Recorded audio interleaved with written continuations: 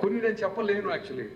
కొన్ని మేము చేసిన పనులు ఫర్ ఎగ్జాంపుల్ యాంటీ నక్సల్ ఫీల్డ్లో చేసి కొన్ని చెప్పలేమో చెప్పకూడదు కూడా. ఒకటి మాత్రం చెప్తాను మళ్ళీ దీనికి సంబంధించిన కరుడు కట్టిన ఉగ్రవాది కసబ్ని ఇంట్రాగాట్ చేసే అవకాశం వచ్చింది మాకు. అది ఆంధ్ర తెలంగాణ రాష్ట్రంలో ఇద్దరు ఐపీఎస్ ఆఫీసర్లకే అవకాశం వచ్చింది.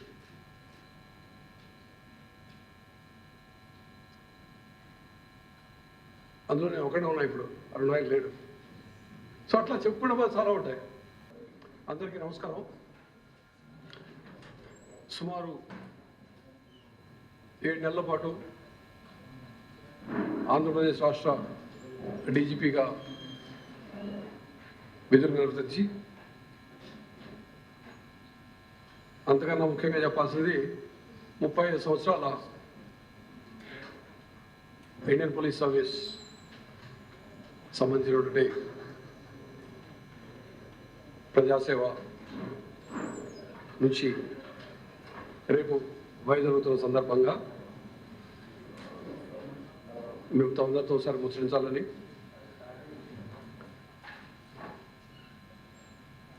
మీడియా మిత్రులందరికీ, ప్రజలందరికీ ధన్యవాదాలు, కృతజ్ఞతలు తెలియజేయాలనే ఉద్దేశంతో ఈ సమావేశం ఏర్పాటు చేయడం జరిగింది.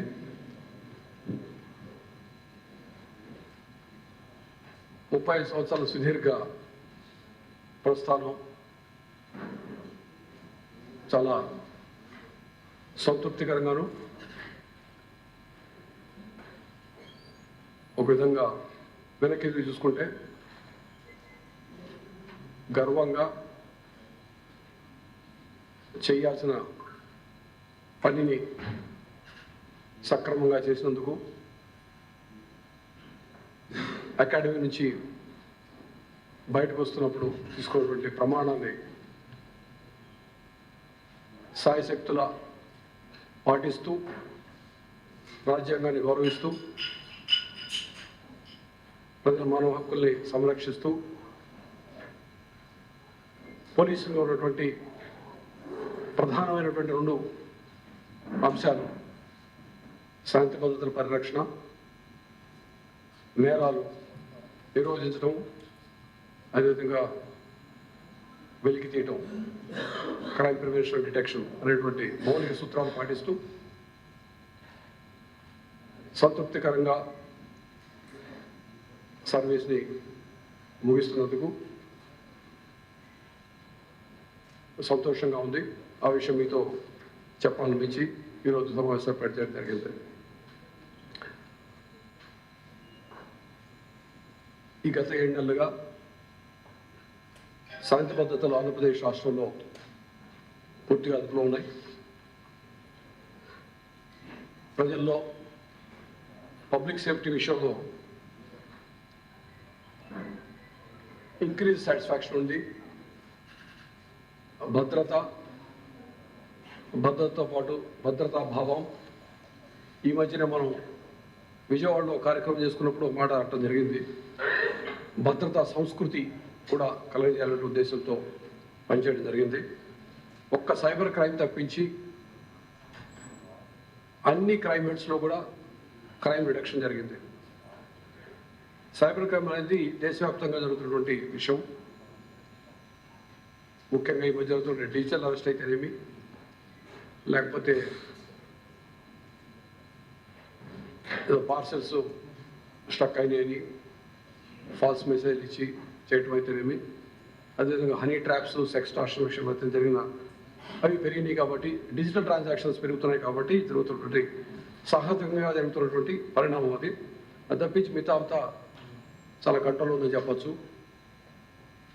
ఆగస్టు, సెప్టెంబర్లో జరిగినట్టు వరదలు, అదేవిధంగా మనకి ఈ మధ్యకాలంలో 7 నెలల్లోనే ఇంపార్టెంట్ వివిఐపీస్ విజిట్స్ అన్ని సక్రమంగా జరగటం, పోలీసింగ్ ఇనిషియేటివ్స్, ముఖ్యంగా కమ్యూనిటీ ఇన్వాల్వ్ చేసేటువంటి చర్యల వల్ల చక్కటి ఫలితాలు వచ్చినాయి. సోషల్ మీడియాలో జరిగినటువంటి హేట్ పోస్ట్స్ కంట్రోల్ చేయడం ద్వారా హ్యూమన్ డిగ్నిటీని మళ్ళీ రెస్టోర్ చేయడం జరిగింది. టెక్నాలజీని ఎప్పటికప్పుడు అందిపుచ్చుకుంటూ మోడర్నైజేషన్ దిశగా అడుగులేయటం వలన పారదర్శకత, జవాబుదారీతనం పోలీసులు కూడా పెరిగింది. దానివల్ల క్రైమ్ ప్రివెన్షన్, క్రైమ్ డిటెక్షన్ మార్గం సుగమైపోయింది. అదేవిధంగా ట్రాఫిక్ మేనేజ్మెంట్లోనూ ముఖ్యంగా విజయవాడలో తీసుకుంటున్న ఇనిషియేటివ్స్ అయితేనేమి, అదేవిధంగా ఇన్వెస్టిగేషన్ విషయంలో కూడాను ఆర్టిఫిషియల్ ఇంటెలిజెన్స్ ఇనిషియేటివ్స్ టూల్స్ వాడటం ద్వారా మేము చేస్తున్న పని మరింత సులువుగా ప్రజలకు ఉపయోగపడే విధంగా చేయడం జరుగుతూ ఉంది.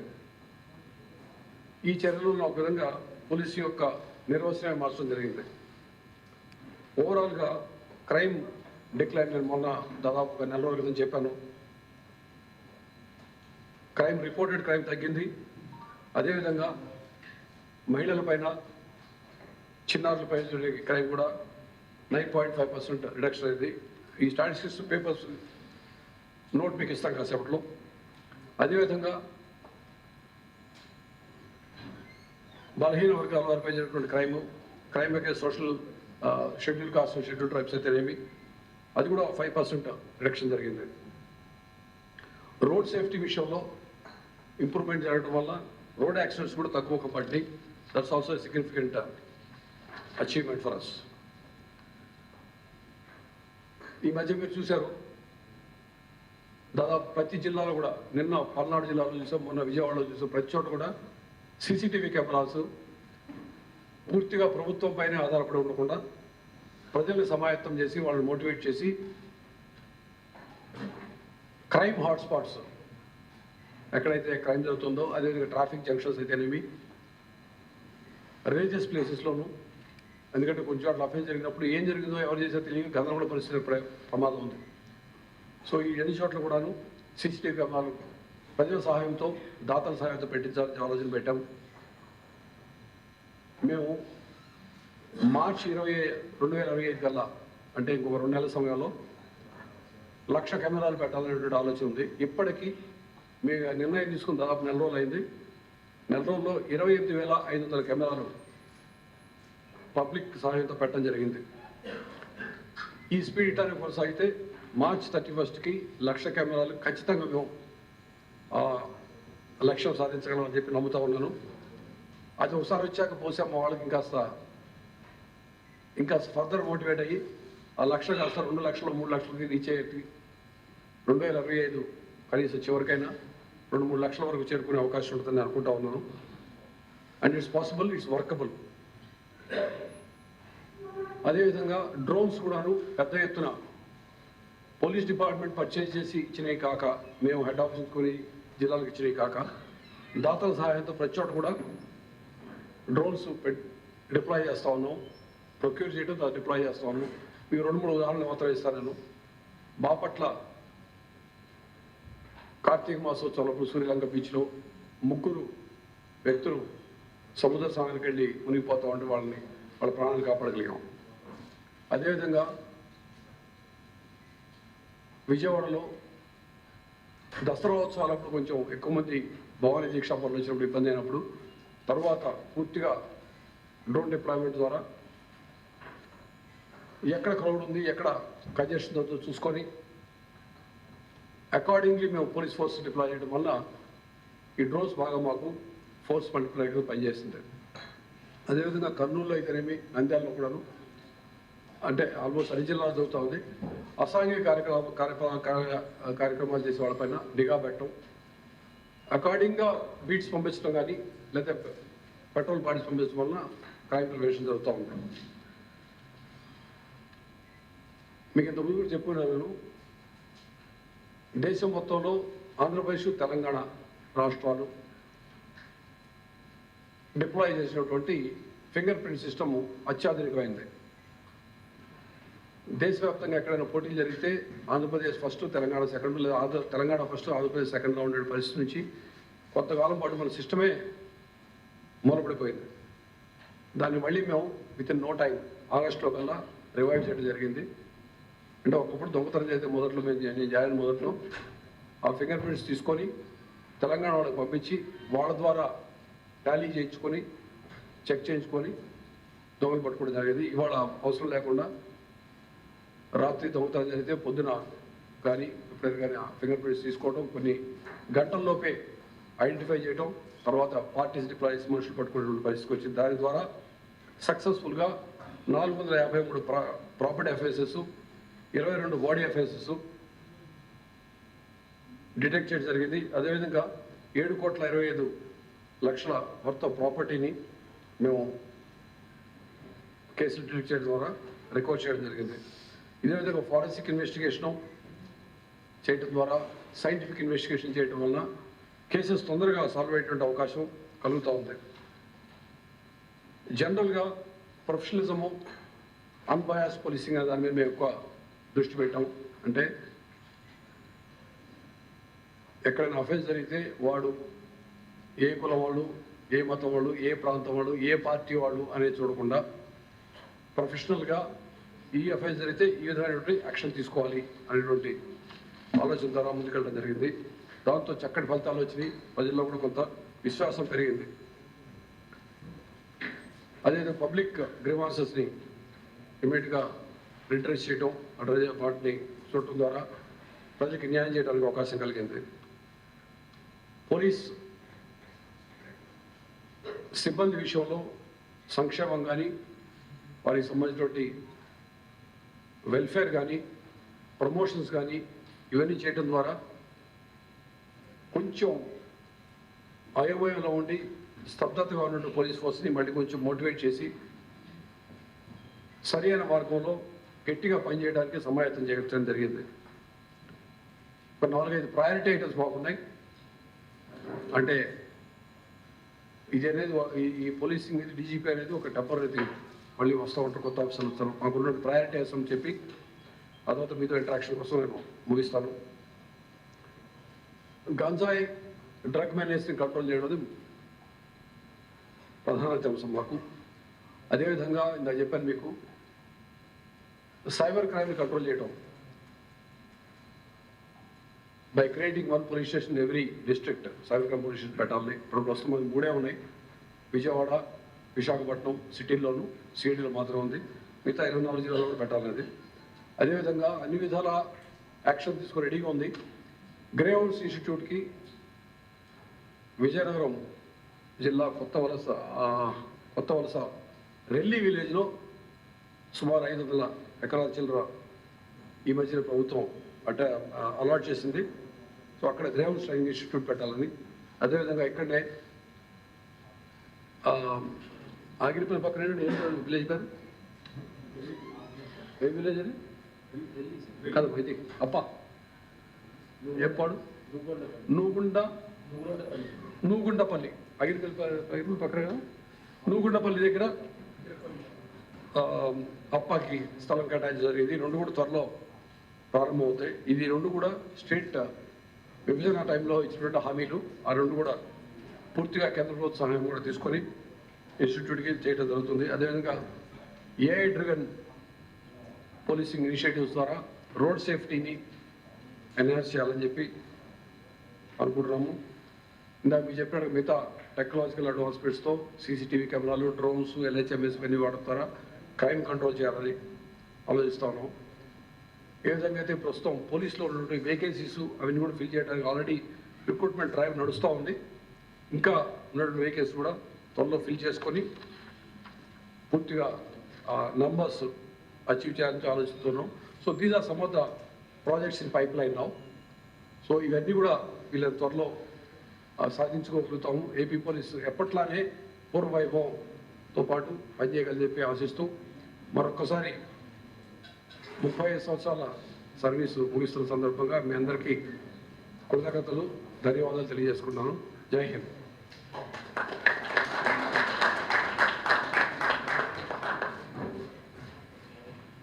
Anything from your side, otherwise will adjourn for lunch. 35 సంవత్సరాల కెరియర్లో బెస్ట్ అచీవ్మెంట్ అనిపించింది ఏదైనా ఉందా సార్?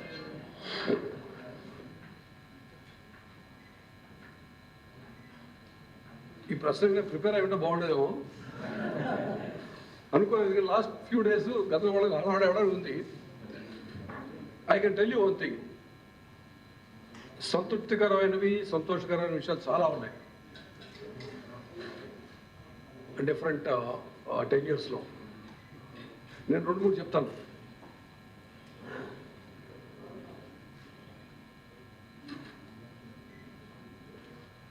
నక్సలైట్తో పోరాటం చేస్తూ చనిపోయినటువంటి కానిస్టేబుల్స్కి లాస్ట్ పే డ్రాన్ ఇస్తారు. అతను 25 ఏళ్ల వయసులో చనిపోతే అతను సర్వీస్లో ఉన్నంత కాలం వచ్చేట్లుగా లాస్ట్ పే డ్రాన్ ఇస్తారు. ఆ లాస్ట్ పే డ్రాన్ అనేది అప్పుడు ఎంత ఉందో అంతే ఉంటుంది. ఇక అంటే ఒకప్పుడు 2,000 రూపాయల జీతం అయితే ఆ 2,000 రూపాయల జీతమే అతనికి 58 ఏళ్ళు వచ్చినా అప్పుడు 58 ఉండేది కదా, రిటైర్మెంట్ ఉండేది. దాన్ని మేము పూర్తిగా పిఆర్సీ, అతను బతుకుంటే కనుక పిఆర్సీ జీతం ఎట్లా అవుతుందో ఆ విధంగా వచ్చే విధంగా మేము చేయగలిగాం. అప్పుడు వాళ్ళకి ఇంకాస్త ధైర్యంగా పనిచేయడానికి అవకాశం వచ్చింది. సో అటువంటి చిన్న చిన్న విషయాలు మాకు చాలా సాటిస్ఫాక్షన్ వస్తాయి. ఎందుకంటే the last man in the hierarchy should be happy. అదేవిధంగా మేము సిఐడిలో ఉన్నప్పుడు ఒకసారి 2005 కేసు, వైజాగ్లో కేసుని 2017లో 12 సంవత్సరాల తర్వాత మోసపోయిన డిపాజిటర్స్కి డబ్బులు ఇప్పించగలిగాం అందరికీ. So that gives us lot of satisfaction. అట్లా చెప్పుకుంటూ చాలా ఉంటాయి. కొన్ని నేను చెప్పలేను యాక్చువల్లీ. కొన్ని మేము చేసిన పనులు, ఫర్ ఎగ్జాంపుల్ యాంటీ నక్సల్ ఫీల్డ్లో చేసి కొంచెం చెప్పలేమో చెప్పకూడదు కూడా. ఒకటి మాత్రం చెప్తాను మళ్ళీ దీనికి సంబంధించిన. కరడు కట్టిన ఉగ్రవాది కసబ్ని ఇంట్రాగాట్ చేసే అవకాశం వచ్చింది మాకు. అది ఆంధ్ర తెలంగాణ రాష్ట్రంలో ఇద్దరు ఐపీఎస్ ఆఫీసర్లకే అవకాశం వచ్చింది.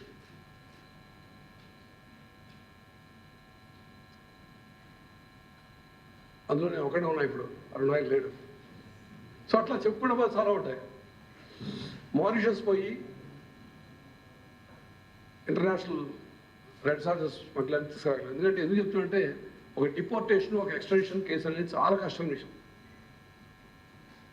మనం చూస్తూ ఉన్నాం, మనకి వేరే దేశాల్లో దాక్కున్నటువంటి నేరస్తులు ముద్దాన్ని తేవడం ఎంత కష్టమో. సో అట్లా చెప్పుకుని పోతూ ఉన్నాయి. I have lot of satisfaction. అందుకే చెప్తున్నా, వెనక్కి తిరిగి చూసుకుంటే సంతృప్తికరంగానే సాగింది ప్రయాణం అని చెప్పుకోవచ్చు.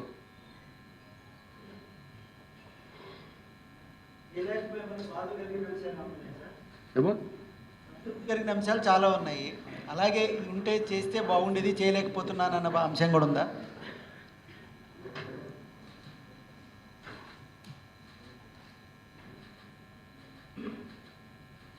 నా పోస్టింగ్స్ అన్నింటిలో ఒక దాంట్లో నేను బాధపడ్డాను. పోస్టింగ్స్ విషయం పని కాదు. ఇదే ఆఫీసులో డీజీ రైల్వేస్ కింద వచ్చాను. పని ఎక్కువ ఉండేది కాదు. దాంతో చాలా బాధ అనిపించేది. పని లేకుండా కూర్చున్నాను నేను కొద్దికాలం పాటు. అది వర్క్ విషయంలో కాదు, కానీ వర్క్ లేకపోవడం వల్ల జరిగినటువంటి బాధ అది. Otherwise life has been good. నా ఎగ్జాక్ట్ గుర్తురాట్లా, గుర్తు చేసుకోవాల్సి వస్తాయి, ఇష్టం ఉంటాయి. కొన్ని చేయలేకపోయిన విషయాలు, చేద్దాం అనుకున్న విషయాలు చేయలేకపోయిన విషయాలు ఉంటాయి. నాకు గుర్తురాట్లా. 2025లో రిటైర్ అవుతున్నారు. ఇప్పటికీ ఇంకా పోలీస్ శాఖ ముందున్న ఛాలెంజెస్ ఏమన్నా ఉన్నాయా? జనరల్గా అంటే నేను గొప్ప చెప్పుకోను, కానీ జనరల్గా ఉన్నటువంటి ఒక సమస్య ఏంటంటే,